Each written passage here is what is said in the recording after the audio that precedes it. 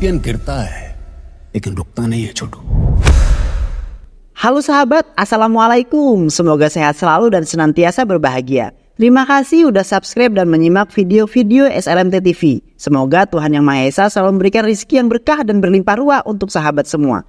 Nah, kali ini SLMT TV akan membawakan alur cerita film yang berjudul Pet Car Champions 2024. Bagaimana keseruan filmnya? Nggak perlu banyak basa-basi, ini dia alur ceritanya.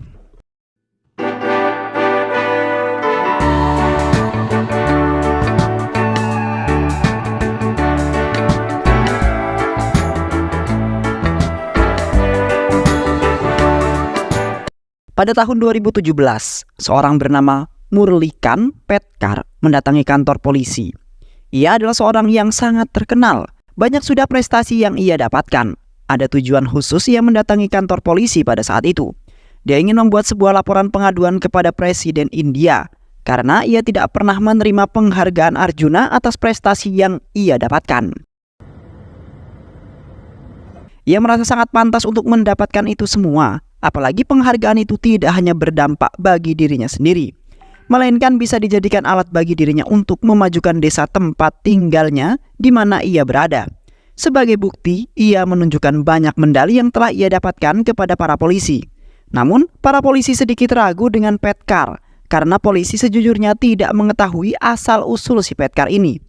Namun, melihat Petkar yang bersikeras dan alasan kemanusiaan di baliknya, Petkar berhasil meyakinkan polisi untuk menerima laporan yang ia ajukan. Tetapi untuk mengecek kehebatan Petkar, polisi kemudian menanyakan kelayakan dirinya mendapatkan penghargaan Arjuna tersebut. Petkar kemudian menceritakan semuanya dari awal. Pada tahun 1952, Petkar kecil tumbuh di sebuah desa terpencil bernama Pet Islampur. Di desa itu masih sangat tertinggal. Hal tersebut kemudian berimbas pada pemikiran warga yang masih kuno. Petkar kemudian tumbuh pada masa peralihan. Ia tumbuh dengan impian yang membara-bara. Meski demikian, mengalami banyak tantangan dari orang terdekatnya. Petkar kemudian tumbuh bersama keluarga yang sangat harmonis. Petkar sering menghabiskan waktu sehari-harinya bersama kakaknya.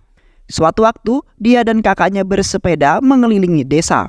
Petkar mengungkapkan impiannya dia. Sang kakak kemudian menyemangati Petkar untuk terus berjuang. Meski mimpi Petkar terbilang hampir mustahil sebagai seorang anak desa yang tertinggal. Tapi melihat semangat Petkar, dia bisa meraihnya. Dalam keluarganya, Petkar memang anak yang paling aktif di antara saudara-saudaranya. Dia bersekolah di dekat rumahnya. Petkar kemudian memiliki rasa penasaran yang sangat besar terhadap sesuatu. Itulah yang kemudian menjadi kelebihan si Petkar ini. Hingga dia terus berkembang. Sewaktu-waktu di sekolah, ketika gurunya bertanya tentang mimpi dari masing-masing siswa, Petkar kemudian memiliki mimpi yang sangat tinggi. Anak sekecil Petkar sudah memimpikan untuk memenangkan sebuah medali emas di Olimpiade untuk India. Merasa hal itu sangat mustahil. Teman-temannya tertawa mendengarkan hal tersebut. Mereka mengolok-olok Petkar dan merendahkannya. Kehidupan di sekolahnya juga tidak harmonis. Petkar seringkali dibully oleh teman-temannya karena Petkar memiliki pandangan dan sudut pandang yang berbeda dari kebanyakan anak-anak pada umumnya. Saat pulang sekolah, Petkar meluapkan semua emosinya pada sang kakak. Ia merasa tidak terima dengan olokan teman-temannya tersebut.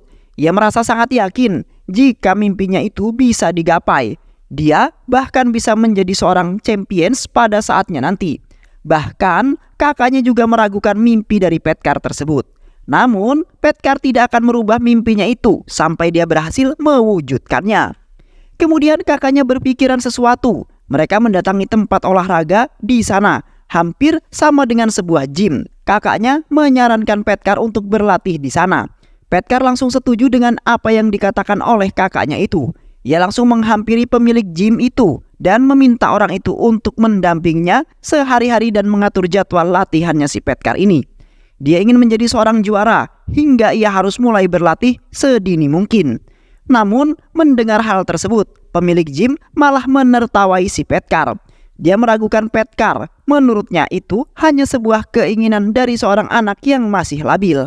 Namun Petkar marah-marah. Dia menunjukkan keseriusannya untuk berlatih. Melihat kegigihan dari Petkar membuat pemilik gym mencoba untuk menggali Petkar lebih dalam lagi. Saat mereka mengobrol, pemilik gym memang benar-benar mendapati keseriusan Petkar untuk mewujudkan impian yang akan ditujunya. Mulai saat itu, Petkar berlatih sekuat tenaga. Ia mulai mengembangkan massa ototnya. Petkar selalu melakukan latihannya setelah ia pulang sekolah. Atau bahkan kadang juga Petkar harus bolos sekolah untuk mengikuti latihan sejak awal. Kegigihan Petkar tak perlu ditanyakan lagi. Ia menjadi sosok yang sangat kuat saat ini. Saat ini Petkar tumbuh menjadi seorang yang lebih dewasa. Ia masih sangat giat melakukan olahraga tersebut. Impiannya masih menunggunya. Bahkan di waktu istirahat, dia malah menambah porsi latihannya. Teman-teman gymnya merasa kagum terhadap Petkar. Namun sebenarnya keputusan Petkar ini mendapat penentangan dari sang ayah. Ayahnya tidak suka dengan mimpi Petkar. Menurutnya belajar adalah hal yang terbaik untuk si Petkar pada saat ini. Dan olahraga itu tidak ada gunanya. Di dekat desanya, Petkar didaftarkan oleh gymnya untuk mengikuti pertandingan gulat. Petkar sangat ingin ikut untuk mengasah kemampuannya lebih dalam lagi. Namun sialnya bagi Petkar, karena saat ia akan pergi, ayahnya melarangnya dan malah menghukum si Petkar. Ayahnya sangat marah pada Petkar hingga ayahnya mengantarkannya ke sekolah saja karena khawatir Petkar akan bolos untuk mengikuti sebuah olimpiade itu. Di sisi lain, pertandingan itu sudah hampir memasuki giliran Petkar. Namun Petkar belum menunjukkan batang hidungnya. Teman gymnya bingung di mana Petkar berada. Namun saat hampir didiskualifikasi, Petkar kemudian hadir untuk bertarung dengan masih menggunakan seragam sekolah. Petkar kemudian bersiap untuk bergulat. Dan pertandingan dimulai dan mereka cukup sangat sengit beradu.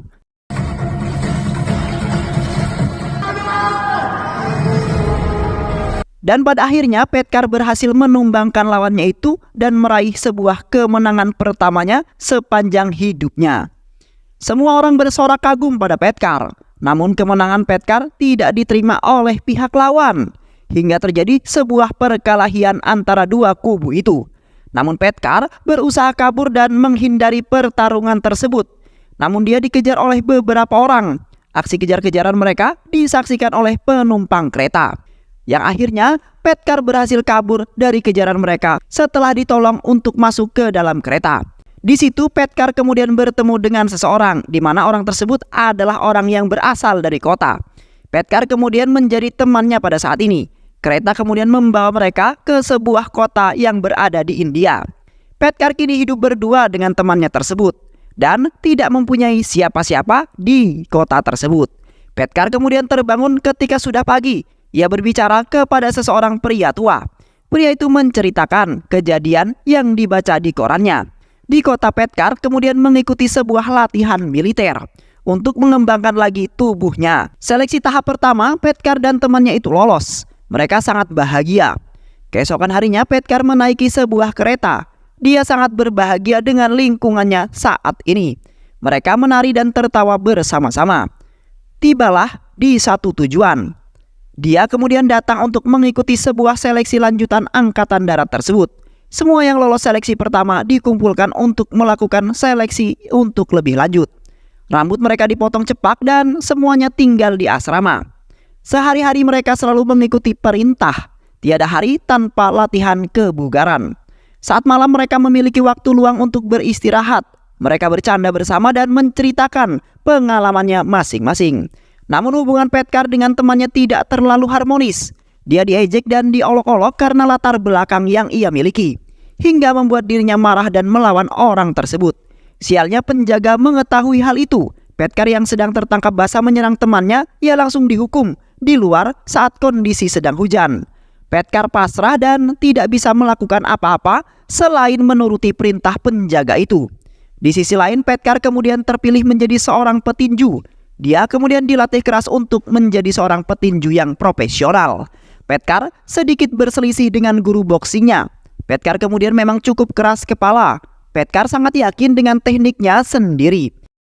Untuk uji coba lebih lanjut, Petkar diikutkan dalam kompetisi kecil-kecilan yang ada di sana. Petkar kemudian sudah berkembang sangat drastis. Ia mampu mengalahkan semua lawan-lawannya. Petkar dan temannya berlatih untuk menghadapi event yang ada di Tokyo. Untuk itu mereka bersama-sama berlatih dengan cukup intens untuk menghadapi event tersebut. Di sisi lain, mereka yang mengikuti latihan militer itu diarahkan oleh jenderalnya.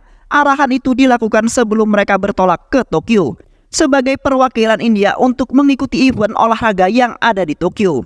Petkar boleh berani dengan siapa saja yang melawannya, namun jika sudah dengan petir, dia sangat takut. Sejak kecil musuh utama dia memanglah sebuah petir. Namun, mau tidak mau mereka harus tetap melakukan penerbangan. Di pesawat, petir itu semakin jelas terdengar. Petkar teriak sekencang mungkin melampiaskan segala ketakutannya. Hingga mereka kemudian sampailah di Tokyo, yaitu di Jepang. Mereka merayakan pesta di sana. Mereka dikenalkan dengan seorang gadis oleh sang jenderalnya. Gadis itu seorang jurnalis yang meliput berita olahraga. Mereka kemudian berkenalan dan saling bertukar cerita satu dengan yang lain, dan melakukan pendekatan agar lebih akrab. Di Tokyo, tujuan mereka untuk mengikuti sebuah kompetisi. Setiap harinya di sana, mereka di sana sangat giat berlatih sebelum kompetisi dimulai.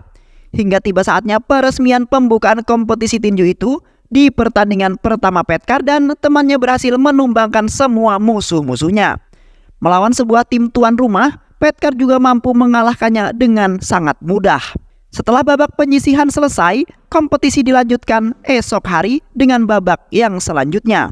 Petkar kemudian menjadi cukup terkenal. Pasalnya, namanya diunggah di sebuah koran dan tengah menjadi perbincangan yang cukup hangat pada saat itu di masyarakat. Karena dia telah berhasil menyingkirkan petinju tuan rumah yang ada di Tokyo itu.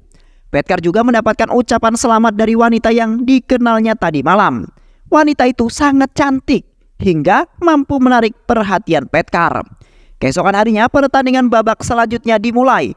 Petkar dan temannya mempersiapkan diri. Mereka mengonsumsi sarapan yang disediakan, berdampingan dengan tim dari negara lain.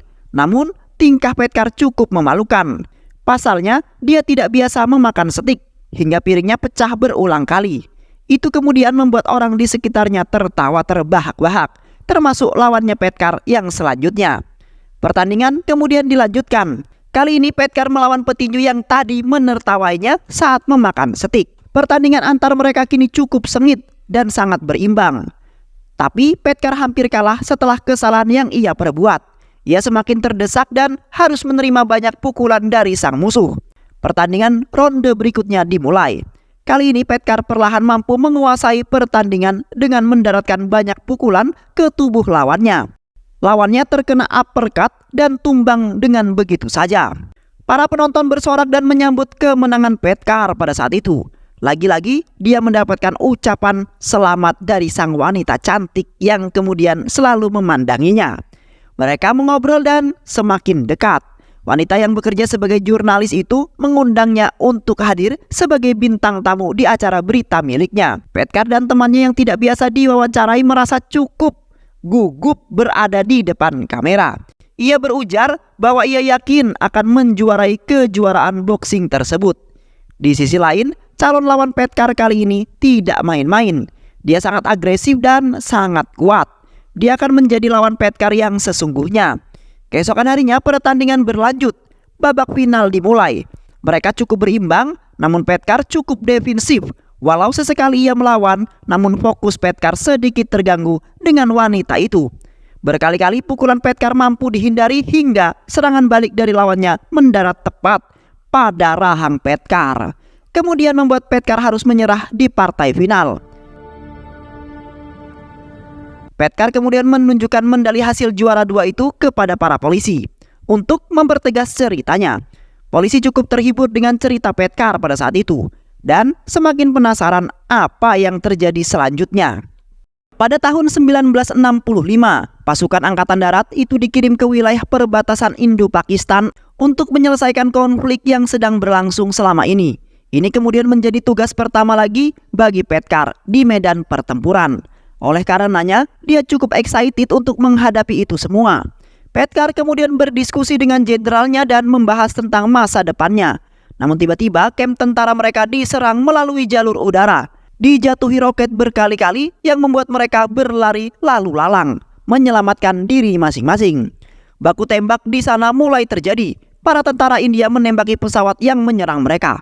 beberapa orang harus mengalami luka akibat penyerangan tersebut. Petkar masih berdiri tegak, sementara sahabatnya harus terkena peluru penyerangan tersebut. Dia berusaha menyelamatkan semua teman-temannya, namun justru dia yang kemudian tertembak oleh mereka.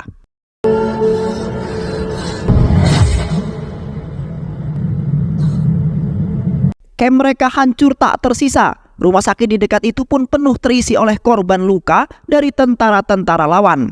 Ketika sedang dirawat, Petkar terjatuh dari ranjang rumah sakit. Seketika dia teringat kejadian terakhir dirinya saat berjuang di medan perang. Dia menganggap polisi yang sedang memeriksanya adalah musuh, hingga dia menguncinya. Namun saat melihat bendera India, dia kemudian melepaskan kunciannya itu.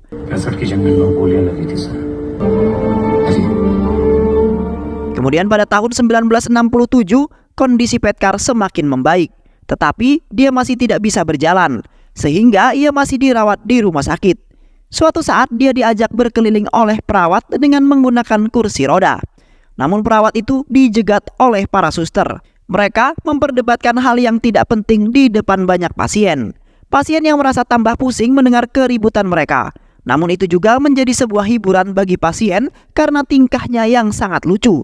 Keesokan harinya, tentara mendatangi rumah Patkai yang berada di kampung dan menginformasikan kepada keluarganya bahwa Petkar sedang dirawat. Setelah terbangun, Petkar kaget melihat keluarganya ada di depannya. Petkar kemudian menangis karena menahan kerinduan pada keluarga tercintanya. Sementara sebenarnya kondisi Petkar saat ini lumpuh karena luka punggungnya yang cukup parah. Tidak mungkin bagi dia untuk memenangkan medali emas Olimpiade yang sudah diimpikan sejak kecil. Itu kemudian membuat dia sangat sedih dan terbesit niatan untuk bunuh diri saja. Namun untungnya keluarganya datang di saat yang tepat. Kakaknya Petkar yang merupakan teman meraih mimpinya sejak awal selalu memberikan dorongan dan juga motivasi untuk Petkar pada saat itu.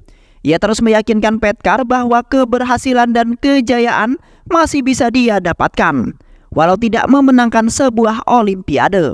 Petkar merasa sedikit lebih termotivasi. Keesokan harinya, keluarganya harus pergi meninggalkan Petkar sendirian. Petkar pulang dari kantor polisi dan menyerahkan laporannya sepenuhnya pada para polisi. Namun kemudian dia lanjut menceritakan kisahnya pada temannya. Rumah sakit sudah seperti menjadi rumahnya sendiri. Selama ia berada di sana, Petkar mendapatkan sahabat untuk teman ngobrol. Di saat dia sedang ditinggal sendirian di tengah malam, ia yang masih dalam kondisi depresi dengan keadaan saat ini memutuskan untuk melakukan percobaan bunuh diri dengan mengonsumsi obat-obatan sebanyak-banyaknya. Saat temannya kembali, dia menemukan Petkar sudah tak sadarkan diri.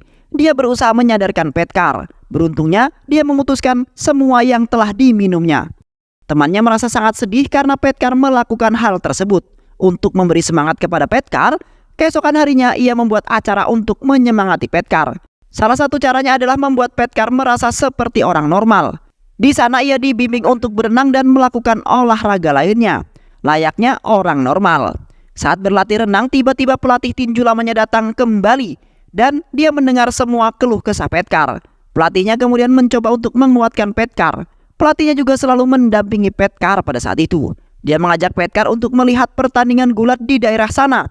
Terlihat jelas raut bahagia Petkar pada saat itu. Memang passion Petkar tidak bisa dibantah. Dia sangat bahagia jika berhadapan dengan sebuah olahraga. Melihat Petkar yang masih sangat bersemangat mengikuti kejuaraan, pelatihnya kemudian menawarkan Petkar untuk ikut dalam ajang Olimpiade renang gaya bebas 50 meter. Paralimpiade adalah olimpiade untuk disabilitas.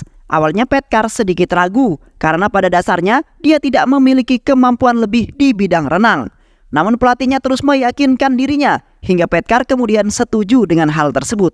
Didampingi pelatih setianya itu, kini kebahagiaan dia telah kembali. Sama seperti sebelumnya, ia terus menambah jumlah porsi latihannya dan membentuk massa ototnya kembali, hingga dia mampu memecahkan rekor renangnya sendiri saat latihan. Keesokan harinya polisi menghampiri Petkar yang sedang memantau proyek desanya.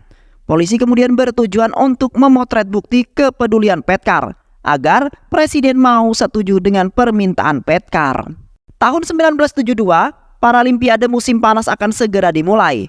Petkar dan pelatihnya mengajukan diri kepada organisasi renang India untuk mendaftarkan dirinya mengikuti Paralimpiade cabang renang. Awalnya mereka meragukan Petkar, namun setelah Petkar angkat bicara tentang perjuangan dan meyakinkan mereka, awalnya mereka tetap menolak. Namun saat diumumkan atlet yang dikirimkan sebagai perwakilan, di sana nama Petkar tercantum. Dan dia merasa sangat bahagia. Petkar bersama rombongan langsung bertolak ke tempat penyelenggaraan. Tetapi sialnya saat di sana terjadi penyerangan dari para teroris. Para teroris Palestina di tempat Paralimpiade tersebut. Petkar yang berusaha kabur justru malah terjatuh dari kursi rodanya dan menyebabkan sedikit cedera. Namun hal itu tidak berimbas serius bagi tubuhnya. Setelah sadar, para atlet melihat berita tentang aksi yang baru saja terjadi. Kemudian hal tersebut membuat Paralimpiade dipindahkan ke kota lain. Paralimpiade itu akhirnya dilaksanakan dengan berbagai cabang olahraga yang telah dilaksanakan. Kini tiba saatnya cabang renang. Petkar bersiap untuk menghadapi itu. Dukungan dari supporter India membuat Petkar semakin bersemangat. Pertandingan kemudian dimulai. Terjadi cukup sengit dan saling menyusul satu dengan yang lain. Meski hanya menempati posisi 4, dia tetap lolos ke babak selanjutnya. Di babak selanjutnya Petkar berhasil lolos lagi. Namun saat pertandingan kepalanya sempat terbentur dinding yang kemudian membuatnya sedikit pusing. Pelatih khawatir dengan kondisinya Petkar. Namun dia tetap bersikeras untuk melanjutkan pertandingannya itu. Partai final sedang berlangsung. Mendengar kabar Petkar masuk ke dalam final, keluarganya bersama penduduk desa melakukan acara nobar untuk mendukung Petkar dari kejauhan. Mereka harap-harap cemas ketika mendengar dari radio pertandingan final tersebut. Dan akhirnya dengan semangat yang membara, ia kemudian memenangkan kejuaraan itu dan menyabet medali emas untuk India. Berita kemenangan itu tersebar di mana-mana. Warga desa dan keluarganya semua berbahagia merayakan kemenangan Petkar. Bendera India terpajang paling tinggi daripada bendera yang lainnya. Itu adalah sebuah kebanggaan tersendiri buat Petkar. Setelah dia jatuh bangun berjuang membangun karirnya dan mewujudkan impiannya, kemenangan itu berhasil ia dapatkan. Di dunia nyata, polisi yang terkagum dengan cerita yang disampaikan oleh Petkar itu masih menyimpan sedikit rasa curiga. Pasalnya, ia masih belum percaya dengan keaslian cerita tersebut. Polisi kemudian memerintahkan jurnalistik untuk mencari artikel tentang Petkar dan memastikan kebenaran cerita Petkar. Jurnalis itu diperintahkan oleh kepolisian untuk menulis artikel tentang Petkar agar prestasi yang terlupakan itu bisa terangkat kembali dan menarik perhatian presiden untuk memberikan penghargaan Arjuna pada Petkar. Setelah berita perjuangan Petkar tersebar, ia dikunjungi oleh pejabat senior pemerintah dan menyatakan bahwa penghargaan Arjuna terlalu kecil untuk orang yang sangat berjasa seperti Petkar. Akhirnya, pemerintah menjanjikan akan memberikan penghargaan yang jauh lebih berharga, yaitu penghargaan Padma Shri. Pada tahun 2018, pada tanggal 20 Maret, ia mendapatkan penghargaan Padma Shri dari Presiden India. Apa yang dilakukan oleh Petkar sangat menginspirasi pemuda untuk berjuang keras mewujudkan impiannya. Keberhasilan Petkar merupakan balasan dari semua perjuangan dan kegagalan yang berkali-kali ia dapatkan. Namun, tak pernah sedikit pun ia menyerah. Maka daripada itu, jangan menyerah untuk melakukan sesuatu dan tetap bersemangat. Pasti akan bertemu dengan hasil yang sangat memuaskan. Dan film pun selesai. Baik sahabat, itulah alur cerita film yang berjudul Petkar Competition 2024. Mudah-mudahan sahabat semua terhibur dengan alur cerita film ini. Sehat selalu. Wassalamualaikum warahmatullahi wabarakatuh.